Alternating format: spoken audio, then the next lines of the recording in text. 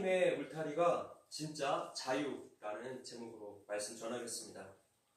예전에 김연아 선수가 한창 선수 시절에 인터뷰를 했던 장면이 생각납니다. 공중에서 3회전을 하는 그 기술을 사용할 때 어지럽지 않느냐라는 질문이었습니다. 그때 김연아 선수가 이렇게 대답했어요. 하나의 기준을 잡고 거기를 끝까지 바라보면 어지럽지 않을 수 있다라는 것이었습니다. 자, 김연아 선수의 대답 속에서 영적인 원리를 깨닫습니다. 오늘 우리의 주변 상황들은 정말 숨 쉴 수 없이 참으로 어지럽습니다. 국내 뉴스들을 보고 있노라며 자동으로 절망감에 눈물이 나요. 모든 분야에서 이 나라가 중국에게 점령당하고 또 빼앗겨지는 그런 소식만 들려옵니다. 거기에 더해서 교회의 배도와 또 타락의 소식은 더욱더 우리를 힘들게 만듭니다. 우리가 이럴 때 기준을 잡아야 합니다. 하나님의 말씀이라는 기준이죠. 그 기준을 끝까지 바라보고 있으면 휩쓸리지 않을 수 있습니다. 그것은 역사와 현재의 모든 상황들까지 하나님의 통치 안에 들어있기 때문입니다. 우리는 이러한 진리를 믿고 굳게 붙잡아야 할 것입니다. 시편 2편이 다루는 중심 주제는 세계의 통치자가 누구인가, 또 세상의 통치는 과연 어떻게 이루어지는가, 여기에 대해서 질문을 하고 있습니다. 이 시인의 대답은 하나님께서 온 세상의 통치자이시고 하나님이 시온에 세우신 그 아들을 통해서 이 세상을 통치하신다, 이렇게 대답합니다.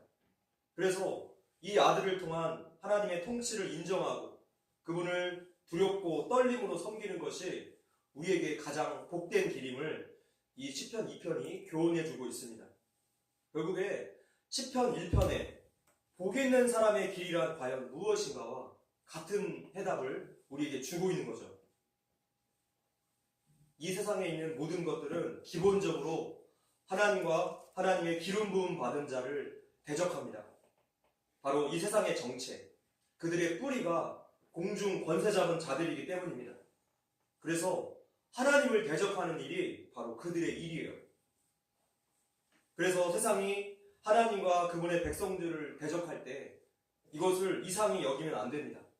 지금 말씀대로 이루어져 가는 현상이에요. 세상의 모습과 가치관은 날이 가면 갈수록 하나님을 대적하는 형태, 반성경적인 흐름으로 나타나고 있지 않습니까? 세상의 모든 일들이 영적인 싸움이라는 것을 우리는 항상 염두에 두어야 합니다. 우리의 일상에서 영적인 싸움이 아닌 것은 단 한 가지도 없어요. 이것을 분명히 알 때 신앙과 생활이 분리되지 않고 함께 갈 수 있는 것이죠. 우리가 보고 있는 시편 2편은 표제가 없습니다. 그래서 저자 이상으로 되어 있지만 사도행전 4장 25절에 그 힌트가 나와 있어요. 보시면 25절, 26절 읽겠습니다. 시작. 또 주의 종 우리 조상 다윗의 입을 통하여 성령으로 말씀하시기를 어찌하여 열방이 분노하며 족속들이 허사를 경영하였는고 세상의 군왕들이 나서며 함께 모여 주와 그의 그리스도를 대적하도다 하신 이로소이다. 지금 본문 2절과 3절의 해석이라고 할 수 있어요. 그래서 본문은 다윗에 의해서 만들어진 시라는 것을 우리가 알 수 있습니다. 역사의 주관자이신 하나님께서 세우신 그 왕을 대적하는 세상 권세자들의 어리석음을 지적하고 있는 내용입니다. 저희들의 행위가 하나님의 심판을 자초하고 있다, 이렇게 경고하고 있어요. 우리 1절 읽어볼게요. 시작. 어찌하여 이방 나라들이 분노하며 민족들이 헛된 일을 꾸미는가. 자, 여기에서 이방 나라라는 것은 하나님의 통치를 반대하고 하나님께 대적하는 그 모든 세력을 뜻하고 있습니다. 하나님께 기름 부음 받은 자, 다윗의 후손으로 예수님께서 오시기 때문에 그분을 대적한다는 것은 곧 하나님의 나라를 대적하는 일이 됩니다. 이 일이 먼 훗날에 예수님을 십자가에 못 박는 사탄의 흉계로까지 이어지죠. 그러나 예수님께서 죽음에서 부활 승리하심으로써 그 모든 괴계가 헛된 일이 되었습니다. 1절 마지막에 꾸미는 가로 번역된 그 단어의 원뜻은 입으로 중얼거리며 무엇인가를 깊이 생각하는 이런 의미예요. 입으로 중얼거리며 무엇인가를 깊이 생각하는 것. 악한 세력의 그 집요한 공격을 지금 표현해주고 있어요. 하나님 나라 건설을 방해하고 우리 성도들을 죄로 넘어뜨리기 위해서 악한 영들이 호시탐탐 기회를 엿보는 그런 모습이죠. 베드로전서에 읽어볼게요. 시작. 근신하라, 깨어라. 내가 너희 대적 마귀가 우는 사자같이 두루다니며 삼킬 자를 찾나니. 근신하고 늘 기도와 말씀의 자리에서 깨어있지 않으며 우리는 그들에게 삼켜집니다.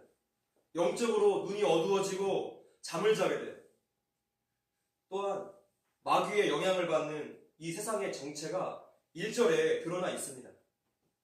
먼저 분노하며. 분노하며의 원어는 파도나 불길이 들끓는 그런 모습을 나타내고 있어요. 한마디로 소란하다라는 뜻이에요. 소란하다. 소란하고 헛된 일을 꾸미는 것이 바로 이 세상의 정체라는 것이죠. 그런데 이 모든 일들이 헛된 일이 된다는 것입니다. 왜냐? 이 세상이 하나님께서 만드셨기 때문에. 그분이 다스리시는 세상이기 때문이죠. 그래서 죄는 이 땅에서 살아남을 수가 없습니다. 반드시 심판받습니다. 우리 하나님이 거룩하신 분이시기 때문에 우리는 기도하며 하나님의 공의로운 심판을 기다려야 합니다. 2절. 자, 시작. 세상에 문왕들이 나서며 관원들이 서로 회하여 여호와와 그의 기름 부음 받은 자를 대적하며. 자, 1절에 이방 나라와 똑같은 의미입니다. 세상의 군왕들, 관원들, 창조주 하나님께 도전하는 자들을 가리킵니다. 1차적으로는 이스라엘의 주변 왕국이었던 블레셋, 암몬, 모압, 에돔 등과 같은 나라를 가리키지만 사탄에게 뿌리를 두고 있는 모든 세력들을 지칭하고 있어요. 자, 사도행전 4장에서 이들을 성령으로 기름 부음 받은 자, 예수님을 죽인 헤롯과 빌라도, 그러니까 폐역하고 포악한 권력자들로 연결시키고 있습니다. 그래서 시편 2편을 메시아 예언시라고도 분류하기도 합니다. 하나님을 대적하는 행위는 스스로 멸망을 자초하는 일이에요. 우리는 우리가 지지하고 있는 정치의 영역이 하나님의 뜻에 옳은가 분명하게 따져보고 분별을 해야 합니다. 신앙 따로 정치 따로는 멸망을 자초하는 일이 돼요. 하나님을 믿는다고 하면서도 하나님을 대적하는 쪽에 서 있는 일들이 현실 사회에 얼마나 많이 있습니까? 우리 목회자들도 이것을 분별하지 못하고 소경이 되어서 성도들을 멸망의 길로 인도하고 있어요. 복음이 하나님을 인정하지 않는 공산주의와 어떻게 함께하겠습니까? 복음이 인간이 기준이 되는 인본주의와 어떻게 함께하겠습니까?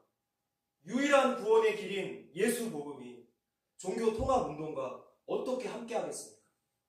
이 명명백박한 사실을 뭐라고 합리화하고 핑계대겠습니까? 고린도전서 6장 9절 읽어볼게요. 시작. 불의한 자가 하나님의 나라를 유업으로 받지 못할 줄을 알지 못하느냐. 미혹을 받지 말라. 음행하는 자나 우상 숭배하는 자나 간음하는 자나 탐색하는 자나 남색하는 자나 도적이나 탐욕을 부리는 자나 술 취하는 자나 모욕하는 자나 속여 빼앗는 자들은 하나님의 나라를 유업으로 받지 못하리라. 11절. 너희 중에 이와 같은 자들이 있더니 주 예수 그리스도의 이름과 우리 하나님의 성령 안에서 씻음과 거룩함과 의롭다 하심을 받았느니라. 아멘. 끝까지 회개하지 않고 돌이키지 않는 자들의 결론은 명백해요. 하나님의 나라를 유업으로 받지 못한다고 말씀하셨어요. 우리 모두는 연약하고 미혹당하기 쉬운 존재입니다. 목회자들은 더욱더 영적인 공격을 많이 받기 때문에 더 빨리, 더 쉽게 죄로 넘어질 수 있어요. 이 목회자 한 명 넘어뜨리면 그 교회는 쉽게 넘어집니다.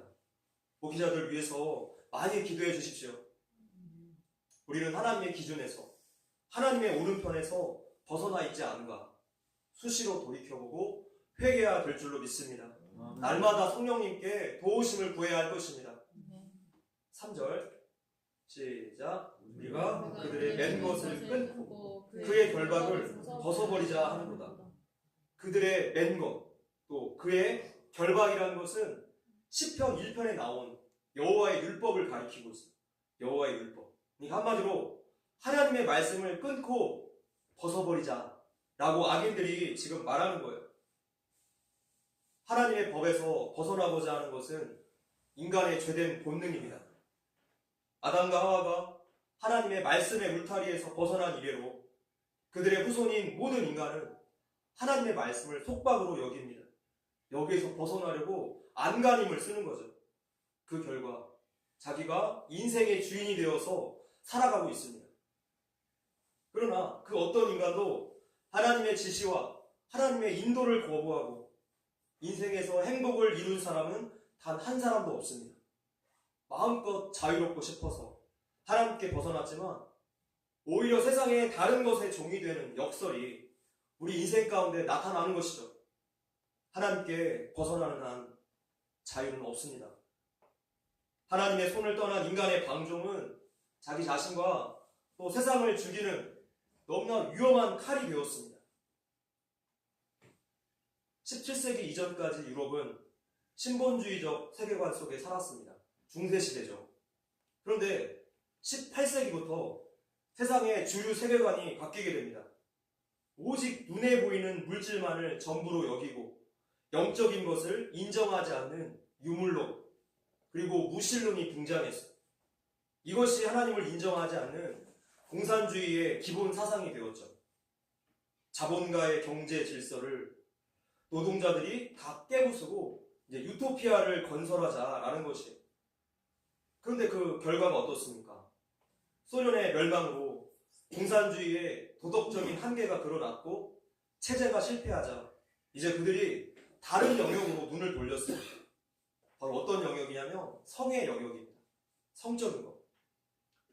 프로이트의 제자인 빌헬름 라이가 이 일에 아주 주된 역할을 맡았습니다. 프로이트는 무신론과 유물론을 믿는 사람이고 그래서 인간의 본질을 성적인 존재 이렇게 정의해 버렸습니다. 인간의 본질을 성적인 존재라고 정의하며 인간의 행복은 성이 되는 것이죠. 이런 결론에 도달해요. 성경은 하나님 안에서 질서, 하나님 안에서의 행복을 가르치는데 여기에서 벗어나야 행복하다라고 가르치는 겁니다.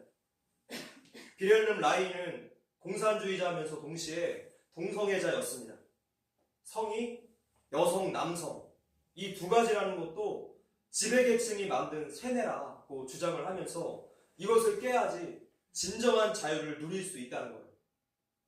하나님이 주신 말씀의 울타리를 깨고 나와야 행복을 얻을 수 있다는 정말 악마적인 발상이었습니다. 절대적인 기준 같은 것은 없어. 선과 도덕 같은 것은 인간이 사회적인 합의를 통해서 만들어낸 사회 기득권층의 전유물이야. 결혼 제도도 그들이 만든 거니까 이제 결혼도 가정도 다시 정의하자. 이렇게 주장하는 거예요.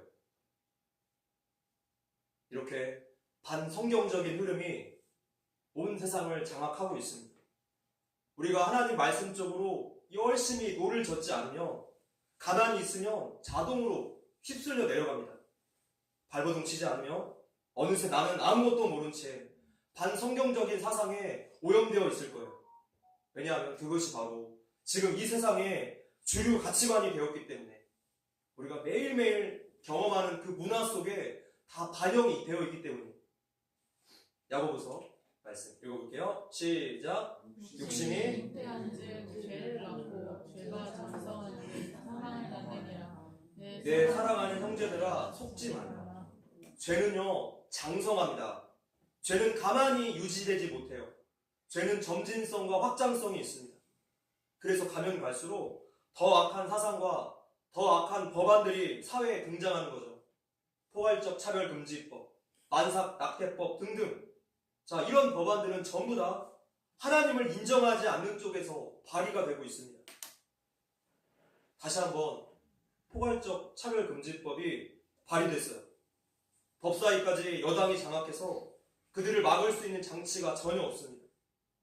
반대 서명 열심히 해주시고 끝까지 기도해 주십시오. 그들의 주장이 얼마나 반성경적입니까? 음란을 음란이라고 말하지 말고 음란을 이제 권리라고 말하는 거예요. 음란을 하나님이 죄라고 말씀하시는데 그것을 당당히 누릴 권리라고 거짓을 말하는 것입니다. 거짓의 아비인 사탄을 추종하니 자꾸만 거짓을 일삼습니다. 틀을 깨는 것이 진짜 자유라고 속여요.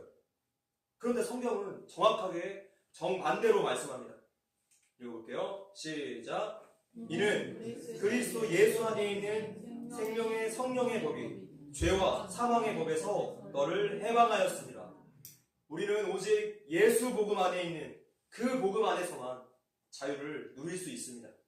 하나님의 말씀이 진리가 너희를 자유케 하리라 라고 말씀하셨죠.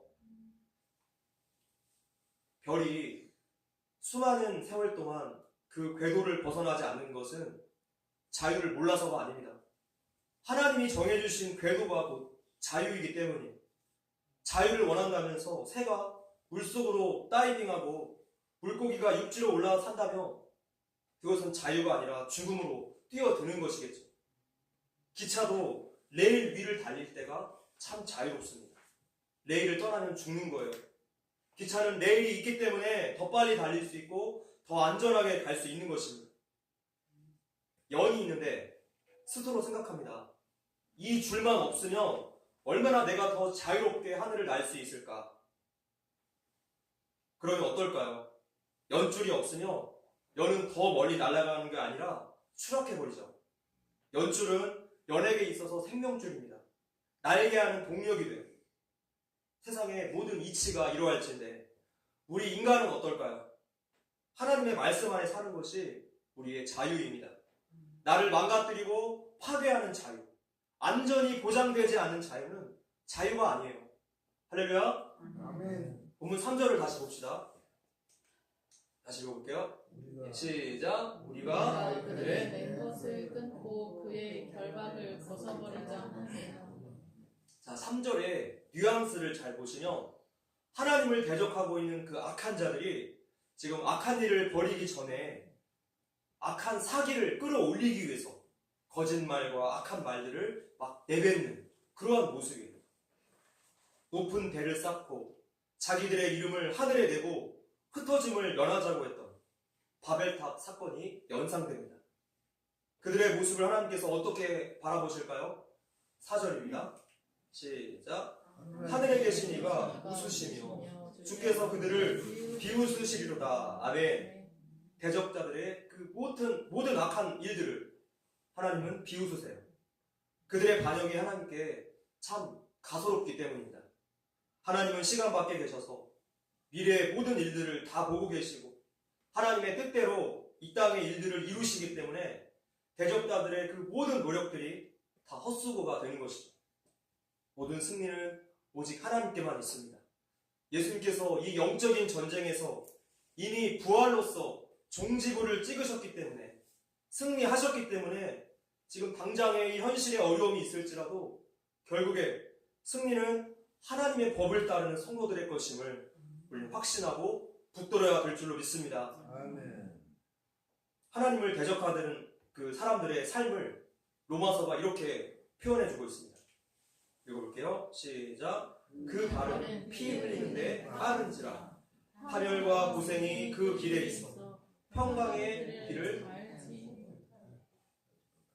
인간이 자신의 그 악한 본성을 만족시키면서 즉 자기의 소견에 오른 대로 자기 마음대로 사는 길은 인생의 파멸로 간다는 거예요. 하나님을 떠난 모든 인생의 결과가 무엇입니까? 파멸과 고생이라는 것입니다. 말씀을 맺겠습니다. 있어야 할 자리에 있는 것이 인생의 행복이고 평안이고 또한 자유입니다. 우리가 있어야 할 자리는 어디입니까? 하나님의 말씀의 울타리 아니에요.